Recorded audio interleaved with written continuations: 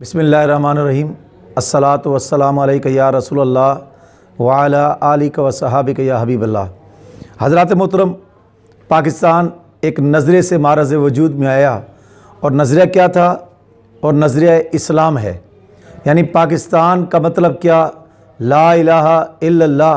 हमने इस वतन को इस्लाम के नाम पर हासिल किया, लेकिन अफसोस के साथ ये कहना पड़ रहा है कि हमने हासिल तो इस्लाम के लिए किया और हमारा सरकारी मज़हब भी इस्लाम है। और कायदे आज़म ने कहा था, ऐसी सरज़मीन चाहता हूँ कि जहाँ पर लोगों का ओढ़ना बिछोना इस्लाम हो। यहाँ पर फ़र्द पर भी, माशरे पर भी, हुकूमत पर भी इस्लाम की छाप होगी। लेकिन अफसोस के साथ कहना ये पड़ रहा है कि आज हम इस्लाम से दूर हैं। हुकूमती सतह पर भी और इनफरादी सतह पर भी लोग इस्लाम पर अमल नहीं कर रहे। अगर हम इस्लाम पर अमल पैरा होते तो मैं पूछना चाहता हूँ, क्या फ्रांस की ये जुर्रत थी कि वो हमारे आका सल्लल्लाहु अलैहि वसल्लम की शान में गुस्ताखी करता? आज यकीनी तौर पर मुसलमानों के दिल ज़ख्मी हैं, उनकी रूहें बेचैन हैं। क्यों? जो इस धरती पर किसी ने गुस्ताखी की है और हमारा बस नहीं चल रहा कि किसी तरीके से हम उस मुल्क की तिक्का-बूटी कर दें। हज़रात मोहतरम, इस्लाम ही है जो हमें उरूज देता है। इस्लाम पर अमल करके ही हम जो है इस तरह के वो जो लोग हैं जो इस्लाम पर या पैगम्बर इस्लाम की शान में गुस्ताखी करते हैं, उनका कला कमा करके हम तरक्की हासिल कर सकते हैं। हज़रात मोहतरम, ये क्यों है? हर 3 साल के बाद, हर 5 साल के बाद यूरोप वाले क्यों हमारे दिल के साथ खेलते हैं, हमारी रूहों के साथ खेलते हैं, मेरे आका सल्लल्लाहु अलैहि वसल्लम की शान में गुस्ताखी करते हैं? क्यों? असल वजह क्या है? असल वजह जो मैं समझा हूँ वो ये है कि हम अमली तौर पर, ज़ुबानी तौर पर तो इकरार करते हैं इस्लाम इस्लाम, लेकिन अमली तौर पर उसका सबूत नहीं देते। ज़िया-उल-हक़ 3 महीने के लिए आया था और लेकिन 11 साल तक सिर्फ एक ही नारा लगाकर कि इस्लाम नाफिज कर रहा हूँ, इस्लाम नाफिज कर रहा हूँ। उसने पॉइंट बनाए, इत्माम नमाज का भी जिक्र किया, हदूद आर्डिनेंस का भी निफाज किया, शरीय अदालतें भी बनाई हैं, लेकिन अमली तौर पर इकदाम नहीं किया। काम अमली तौर पर, फैसले तो होते रहे लेकिन अमली तौर पर इकदाम नज़र नहीं आया। शरीय हदूद आर्डिनेंस के जो भी शरीयत को तोड़ेगा, हद क्रॉस करेगा, उसको शरई तौर पर सज़ा दी जाएगी, लेकिन ये अमली तौर पर कहीं पर भी हमें नज़र नहीं आया। तो आज के हमारे इस वक्त के भी वज़ीर आज़म ने नाम तो लगाया है रियासत मदीना का, लेकिन अमली तौर पर इक़दाम नज़र नहीं आ रहा। मैं आपसे पूछना चाहता हूँ, मुझे बताएं, अगर रियासत मदीना होती, अगर अबू बकर की हुकूमत होती तो फ्रांस की जुर्रत थी जो इस तरह की गुस्ताखी कर सके? अगर रियासत मदीना में हज़रत उमर बिन ख़त्ताब की हुकूमत होती तो मुझे बताएं, क्या किसी की जुर्रत थी जो मैली आंख से मेरे नबी की तरफ देख सके? अगर हज़रत उस्मान गनी रज़ियल्लाहु तआला अन्हु की हुकूमत होती तो मुझे बताओ तो सही कि कौन सा मुल्क जुर्रत करता? और अगर शेर खुदा अली और हज़रत अली रज़ियल्लाहु तआला अन्हु की हुकूमत होती तो किसी की जुर्रत नहीं थी कि किसी तरीके से मेरे आका की शान में गुस्ताखी कर सकता। हमने नाम तो दिया है रियासत मदीना का, लेकिन अमली तौर पर उसका सबूत नहीं दिया। और रियासत मदीना किस तरह की होती थी ज़रा देखें। हज़रत उमर बिन ख़त्ताब हैं और ये दौर है हज़रत अबू बकर सिद्दीक़ का, खलीफा वक्त हैं, खलीफतुल मुस्लिमीन हैं, हज़रत अबू बकर सिद्दीक़ हैं। और किसी हज़रत उमर रज़ियल्लाहु तआला अन्हु उनकी महफिल से उठकर आते हैं, घर आते हैं। आपका बेटा अब्दुल्ला बिन उमर कहता है, बाबा रसूलुल्लाह सल्लल्लाहु अलैहि वसल्लम की बातों पर बहस हो रही है, बात हो रही है, और हज़रत उमर बिन ख़त्ताब हदीस बयान कर रहे हैं। हदीस बयान करते हुए दरमियान में हदीस के वो बयान जब हो रही थी, हज़रत अब्दुल्ला बिन उमर बात को काटते हैं। बात को काटते हुए कहते हैं, बाबा बात तो ठीक है, मगर ये जो जुमला बोला ना, मगर, और वो भी रसूलुल्लाह की बात के दरमियान, हज़रत उमर से गवारा नहीं हुआ। हज़रत उमर रज़ियल्लाहु ताला अन्हु ने कहा, ए मेरे बेटे, ये बता तेरी जुर्रत कैसे हुई कि रसूलुल्लाह की जुमले कहे जा रहे हों और तू उसमें अपना तज्जिया बयान करे और अगर मगर का जिक्र करे और उठकर पकड़कर घसीट कर घर से बाहर निकालते हैं। बेटा चीखता रहा, कहा बाबा मेरी बात तो सुनो, मेरा मकसद कुछ और था, मैं बताना कुछ और था, लेकिन हज़रत उमर की मोहब्बत ने गवारा ना किया। हज़रत उमर ने कहा जो कुछ भी बताना चाहते थे, लेकिन तेरी ये जुर्रत कैसे हुई कि रसूलुल्लाह जुमले कहें, रसूलुल्लाह के मैं जुमले बयान कर रहा हूँ और तू उस बात के दरमियान में कहते मगर। घर से बाहर निकाला, कहा निकल जा, आज के बाद तू मेरे घर में नहीं आ सकता।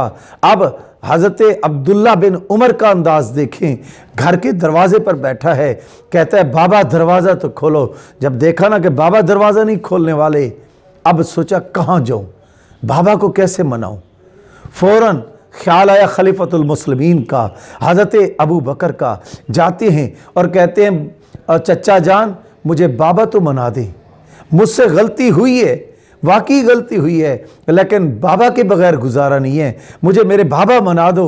हज़रत अबू बकर ने सुना कि चलें भी, गलती का अज़ाला करने के लिए एहसास हो गया है, आया है मनाने के लिए, चलो चलते हैं, जाकर मना देते हैं। अब हज़रत अबू बकर सिद्दीक आते हैं, आकर दरवाजे पर दस्तक देते हैं।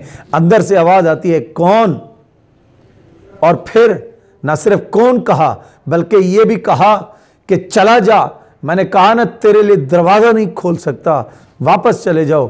अब हज़रत अबू बकर सिद्दीक आगे बढ़ते हैं, कहा मेरे भाई उमर दरवाज़ा खोल। अबू बकर आया खड़ा है, खलीफतुल मुस्लिमीन है और मेरे आका का बहुत ही करीबी दोस्त है। अब दरवाज़ा खोला, सामने बेटा आ गया। अब फिर जलाल में आते हैं, कहा दोबारा आगे चले जाओ यहाँ से। अब हज़रत अबू बकर आगे बढ़ते हैं, कहा मेरे भाई उमर माफ़ कर दे, बच्चा है ना, गलती हो गई है, माफ़ कर दो। कहा मेरे भाई ए खलीफतुल मुस्लिमीन, आप नहीं जानते इसने क्या किया है। तो हज़रत अबू बकर ने कहा हाँ मैं जानता हूँ कि इससे ये जुर्म हुआ है, माफ़ कर देना, मैं चल कर आया हूँ, माफ़ कर दे।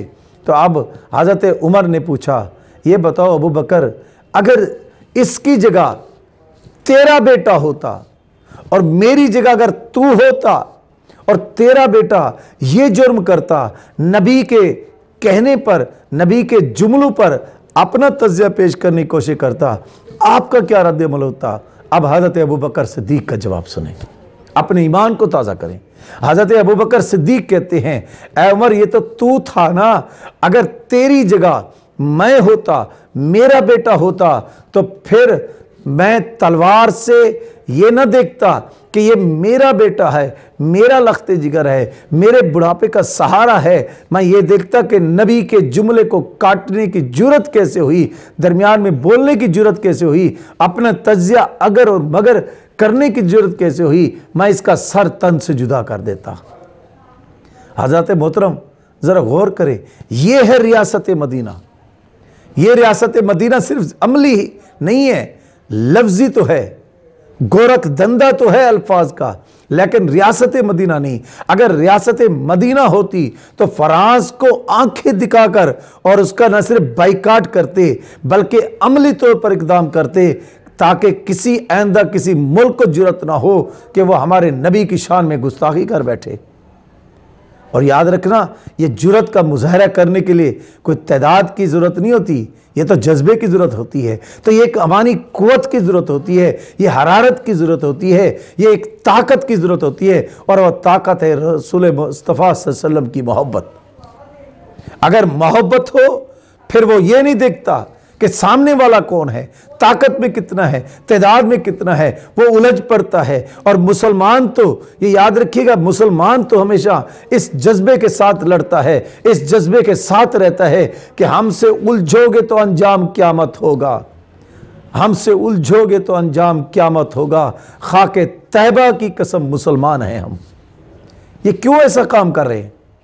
क्यों हर दूसरे तीसरे चौथे पांचवें साल यूरोप वाले मुसलमानों के ईमान को देखते रहते हैं, जायज़ा लेते रहते हैं।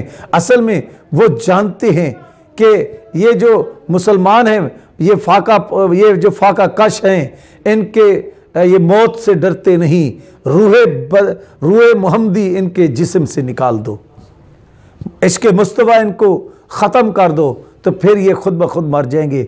इसी बिना पर उन्होंने हमें जो है चेक करते हैं, और यही लोग जो है हमें और हमारी रूह को बेचैन करते हैं रसूलुल्लाह सल्लल्लाहु अलैहि वसल्लम की नौज़बिल्लाह गुस्ताखी करके। और याद रखिएगा, अल्लाह बड़ा गयूर है, अपने महबूब की मोहब्बत में बड़ा गयूर है। आप नहीं उठोगे। ईमान की अलामत यह है कि हम हर बंदा अपनी अपनी जगह पर, अपनी अपनी सतह पर इसके खिलाफ आवाज़ बुलंद करे। जो भी अमली इक़दाम कर सकता है, जो भी मोहब्बत रसूल के हवाले से ये इक़दाम कर सकता है, वह इक़दाम करे।